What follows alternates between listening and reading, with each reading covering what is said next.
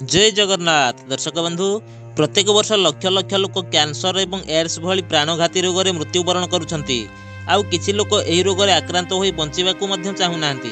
जदि आमे आम पीढ़ीर सबुठारु भयानक महामारी कथा कहिबा, जाहाकू आमे समस्ते निज आखिरे देखिछंती, से भयानक परिस्थितिर सामना मध्य करिछंती, ताकू कोविड-19 बा कोरोना काल बोली कहुअछे, जहा वर्ष 2019 रे आरंभ होई सारा दुनिया को कबलित करी महामारी रूप में उभा होइथिला। दुनियार कोण अनुकोण रे मृत्युर तांडव रचिथिला। मृत शवगुड़ी को निजर आत्मीय लोक माने मध्य न छुईबार दुखद घटना देखिबाकू मिलिथिला। 4 वर्ष मध्य माने 2024 रो शेष पर्यंत एही महामारी द्वारा मृत्युवरण करिथिबा लोकंक संख्या 70 लाख को पार करि दैथिला। दर्शक बंधु, एही कारणरू ए महामारी को दुनियार सबुठारु घातक महामारी मध्यरु गोटिए बोली कहा जाउअछि। किंतु दर्शक बंधु, आज आमे कोरोना नुहे ताठारु मध्य बड़ महामारी विषय रे कहिबाकू जाउअछु, जेउ महामारी ता समय रे प्राय 2.50 लाख रु भी अधिक लोकंकर जीवन नै जाइथिला। लोके रास्ता घाट रे पोकमाछि परि जीवन हराइले। दर्शक बंधु, कोन थिला सही महामारी आउ किपरि एहा द्वारा कोटी कोटी लोक प्राण हराइले? चलंतु सही हृदय विदारक जंत्रणादायक घटना संपर्क रे विस्तृत भाव रे जानिबा। दर्शक बंधु, सर्वप्रथमे आपण जानि नियंतु जे आमे जे महामारी विषय रे कहुअछु, ताकू सारा दुनिया ब्लैक डेथ नामर आख्या देई अछि। ब्लैक डेथ माने कला मृत्यु। ये सेही भयानक घटना थिला जी रातिक मध्य यूरोप जनसंख्यार अधा लोकंकु मृत्युर निद्रा रे सुआई देइथिला। यूरोप पर आफ्रिका और एशिया रे मध्य कुढ़ कुढ़ सबर पहाड़ होइगला, किंतु यूरोप जहाँ भोगिला ताहा हुए तो अन्य कौनसी देश भोगी नांती। दर्शक बंधु, यही घटना हेउछि त्रयोदश शताब्दीर, जेबे संपूर्ण देश मध्य यूरोप गणा जाउथिला। जेतेबेले खाद्यर गोटिए गोटिए दाना पाई लोकमाने डहल विकल हेउथिले। सेमानकर परिस्थिति वर्तमानर गरीबी आफ्रिकीय देश गुड़िक ठारू मध्य आहुरी गंभीर होई पड़िथिला। सेतेबेले विकास तो होई नथिला, सेथिपाई रोजगारर माध्यम मध्य नथिला। तेणु लोके चाषबास उपरे निर्भरशील थिले। साक्षरता हार मध्य बहुत कम थिला। सेथिपाई मेडिकल सुविधार मध्य बहुत अभाव थिला। जदि कौनसी समस्या अथवा प्राकृतिक विपर्यय आसुथिला तो लोकंक पाखरे केवल भगवान को डाकिबा छड़ा आउ कौनसी रास्ता नथिला। वर्ष 1350 रे जेबे यूरोप रे जेतेबेले जलवायु रे परिवर्तन हैला तो तार कुप्रभाव सेठाकार कृषि व्यवस्था को प्रभावित कला। देश रे खाद्य शस्यर अभाव देखागला। आउ जेउ खाद्य शस्य गोदाम रे गच्छित होइथिला तार मूल्य 300 गुणा बढ़ीगला, जेउ कारणरू गरीब और मध्यवित्त परिवारर लोकमानंक ठारू एहा बहुत दूर रे थिला। लोके जेमिति सेमिति निजर जीवन अतिबाहित करुथिले। आउ ठीक सेतिकी बेले यूरोप को भयानक महामारी ग्रास कला। आउ से महामारी आउ किछि नुहे बरम ब्लैक डेथ थिला, जहाकू आज लोके ब्यूबोनिक प्लेग नाम रे जानुछंती। ब्यूबोनिक प्लेग रो आरंभ केउठारू केबे ओ किपरि हेला आसंतु जानिबा। दर्शक बंधु, वर्ष थिला 1347 मसीहा अक्टोबर मास। सेतेबेले जेनेभार 12टी जहाज इटाली रो सिसिली पोर्ट ठारे अटकिला। एहा परे पोर्ट रे उपस्थित थिबा लोक जहाजरू सामान बाहर करिबा पई जहाज को चढ़ंती, किंतु जेमिति सेमाने जहाज भितर को प्रवेश करंती, जहाज भितरर दृश्य को देखि सेमाने आश्चर्य होई गले। कारण सेमाने देखिले कि जहाज मध्य रे सड़ी जाइथिबा शव उपरे माछी भण भण करुथिले एवं मूषा माने शव गुड़िक देहरु मांस टाणी टाणी नेउथिले। तथापि जहाज मध्य रे किछि लोक जियंता थिले सत, किंतु सेमानकर अवस्था मध्य बहुत गंभीर थिला। सेमाने एते दुर्बल होई जाइथिले जे निज गोड़रे मध्य निजे छिड़ा होई पारु नथिले। आउ तांको शरीर रे फोटका फोटका होई जाइथिला। सेमानकु प्रबल ज्वर सहित बांती मध्य हेउथिला। लोकंकर एपरी अवस्था देखि तुरंत नगर प्रशासन को खबर दियागला। एहा परे भयंकर रोगर आशंका करी तत्क्षणात सेही जहाज गुड़ी को पोर्ट रु हटाइबा पई आदेश दियागला, जद्वारा सहरवासी को जेमिति भयंकर रोगर प्रकोप न हेउ। किंतु ए सबु सत्वे मूषा एवं माछीक सहायतारे से रोग सहर मध्य को प्रवेश करिगला। आउ धीरे धीरे सहर रे लोकंकर मृत्यु होबाकू लागिला। देखिबाकू गले ताहा ब्यूबोनिक प्लेग रोग थिला। वर्तमान समय रे हुए तो प्राय समस्ते ए रोग विषय रे जानिछंती, किंतु सेतेबेले ए रोग विषय रे काहाकू किछि जणा नथिला।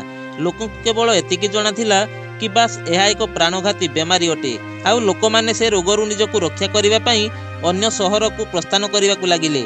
आउ जेबे अन्य सहर रे मध्य धीरे धीरे ए रोग कारणरू लोक मृत्युवरण कले तो प्राय समस्त सहर गुड़िक बाहर लोकंक जीवा आसिबा उपरे प्रतिबंधक लगाई देले, जहा फल रे चारिआडे हाहाकार पड़ीगला। आउ एही परि भाबरे जहाज रे आसिथिबा रोग केतेबेले महामारी रो रूप नै गला ताहा केही बुझी पारले नाही। प्रत्येक दिन प्रत्येक गलीकंदीरू कांद बोबाली सुनिबाकू मिलिला। एते मात्रा रे सब जमा होई गला जे सत्कार करिबा पई मध्य जागा कम पड़ीगला। डाक्तर माने रोगी को देखि भय करिबाकू लागिले। लोकमाने निज लोकंकर शव छुईबाकू मध्य डरुथिले। ए परिस्थिति रे अनेक स्थान रे जीवित लोक रहिले नाही, खाली शव ही शव।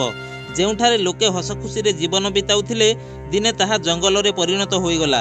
ବ୍ୟୁବୋନିକ୍ ପ୍ଲେଗ୍ ପ୍ରଥମେ ଇଟାଲୀ ଏବଂ ପରେ ଧୀରେ ଧୀରେ ସମ୍ପୂର୍ଣ୍ଣ ୟୁରୋପକୁ ନିଜ କବଳରେ କବଳିତ କରିନେଲା। 5 ବର୍ଷ ମଧ୍ୟରେ ଏହି ମହାମାରୀ 2,50,00,000ରୁ ବି ଅଧିକ ଲୋକଙ୍କର ଜୀବନ ନେଇଗଲା, ଯାହା ୟୁରୋପର ମୋଟ ଜନସଂଖ୍ୟାର 1/3 ଅଂଶ ଥିଲା। ଏ ମହାମାରୀ କିପରି ବ୍ୟାପିଲା? ଦର୍ଶକ ବନ୍ଧୁ, ଏ ରୋଗ ବ୍ୟାପିବାର କେତେକ ଥିଓରି ସାମ୍ନାକୁ ଆସେ। କିଛି ଲୋକ କହନ୍ତି ଯେ ଏ ମହାମାରୀ ପଶୁଜନ୍ତୁ ପାଖରୁ ବ୍ୟାପିଥିଲା, ତ ଆଉ କିଛି ଲୋକ ଏହାକୁ ମଣିଷ ଦେହରୁ ମଣିଷ ପାଖକୁ ବ୍ୟାପିବାର କଥା କହିଥାନ୍ତି। ଦେଖିବାକୁ ଗଲେ ତ୍ରୟୋଦଶ ଶତାବ୍ଦୀ ବେଳକୁ ଜାହାଜ ମାଧ୍ୟମରେ ଗୋଟିଏ ଦେଶରୁ ଅନ୍ୟ ଦେଶକୁ ବ୍ୟାପାର ବାଣିଜ୍ୟ ହେଉଥିଲା। ସେତେବେଳେ 1347ରେ ୟୁରୋପର କିଛି ଜାହାଜ ବାଣିଜ୍ୟ ଉଦ୍ଦେଶ୍ୟରେ ଚୀନରେ ପହଞ୍ଚିଥିଲେ। ଦର୍ଶକ ବନ୍ଧୁ, ସେହି ସମୟରେ ହିଁ ଚୀନରେ ଏ ମହାମାରୀ ଭୟଙ୍କର ରୂପ ନେଇଥିଲା। ବନ୍ଧୁଗଣ, ବର୍ତ୍ତମାନ ପରି ସେତେବେଳେ ଟେଲିକମ୍ୟୁନିକେସନ ସର୍ଭିସେସ୍ କିମ୍ବା ଇଣ୍ଟରନେଟ୍ ସିଷ୍ଟମ ନଥିଲା। ତେଣୁ ଚୀନରେ ଏହି ମହାମାରୀ ବ୍ୟାପିବାର ଖବର ଅନ୍ୟ ଦେଶ ପର୍ଯ୍ୟନ୍ତ ପହଞ୍ଚି ପାରିଲା ନାହିଁ।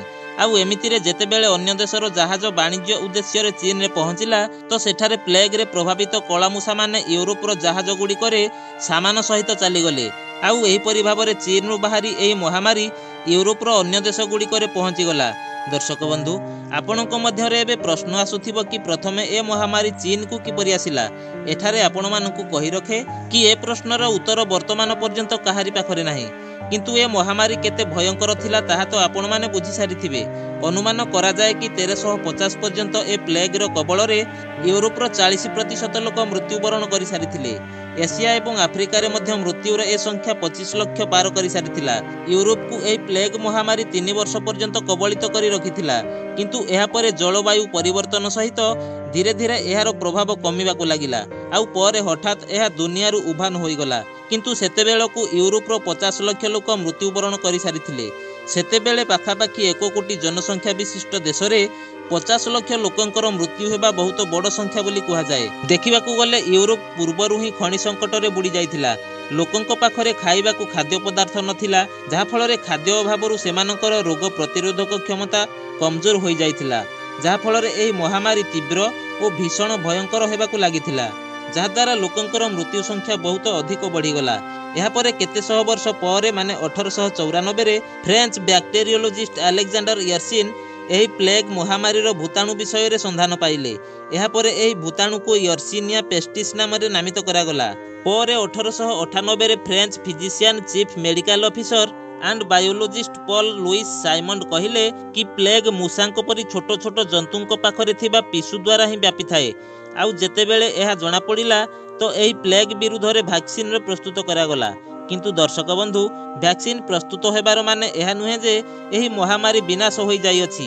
ୟୁରୋପର ଏ ଘଟଣାର ବହୁ ବର୍ଷ ପରେ 1910ରେ ମଞ୍ଚୁରିଆରେ ପ୍ରାୟ 50,000 ଲୋକ ଏହି ପ୍ଲେଗ୍ ମହାମାରୀରେ ମୃତ୍ୟୁବରଣ କରିଛନ୍ତି। ତ ଦର୍ଶକ ବନ୍ଧୁ, ଆପଣମାନେ ବୁଝି ସାରିଥିବେ କି ଏ ମହାମାରୀ ଜାତୀୟ ରୋଗ କେତେ ଭୟଙ୍କର ହୋଇଥାଏ। ତ ଦର୍ଶକ ବନ୍ଧୁ, ଆପଣଙ୍କ ନଜରରେ ଦୁନିଆର ସବୁଠାରୁ ବଡ଼ ମହାମାରୀ କେଉଁଟି? କମେଣ୍ଟ ବକ୍ସରେ ନିଶ୍ଚିତ ଜଣାନ୍ତୁ। ଆଉ ଯଦି ଆପଣଙ୍କୁ ଏହି ଭିଡ଼ିଓ ମାଧ୍ୟମରେ କିଛି ନୂଆ ତଥ୍ୟ ଜାଣିବାକୁ ମିଳିଥିବ ଏବଂ ଭିଡ଼ିଓଟି ଭଲ ଲାଗିଥିବ, ତ ପ୍ଲିଜ୍ ଭିଡ଼ିଓକୁ ଗୋଟିଏ ଲାଇକ୍ ଓ ସେୟାର କରି ଆଗକୁ ଏହିପରି ଭିଡ଼ିଓ ଦେଖିବା ପାଇଁ ଚ୍ୟାନେଲକୁ ସବସ୍କ୍ରାଇବ୍ କରି ଅଲ୍ ନୋଟିଫିକେସନକୁ ଅନ୍ କରି ରଖିଥାନ୍ତୁ। ଆଜି ପାଇଁ ଏତିକି। ପୁଣି ଦେଖା ହେବ ଆଉ ଏକ ନୂଆ ଭିଡ଼ିଓରେ। ରହିଲି, ଜୟ ଜଗନ୍ନାଥ।